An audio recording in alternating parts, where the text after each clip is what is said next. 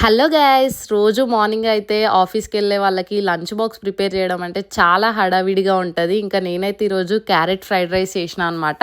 దానికోసం రాయితా ప్రిపేర్ చేసిన. దీంట్లో అయితే కొంచెం క్యారెట్ ఇంకా కీరా వేసి కొంచెం గరం మసాలా సాల్ట్ వేస్తే చాలా బాగుంటుంది, ట్రై చేయండి.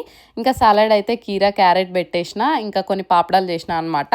అయితే నేను గురుచరిత్ర పారాయణం చేస్తున్నా, ఇది సెకండ్ డే అన్నట్టు. సో ఇంకా ఎర్లీ మార్నింగ్ 5కి అట్లా లేచేసరికి ఫుల్ డల్ అయిపోయింది.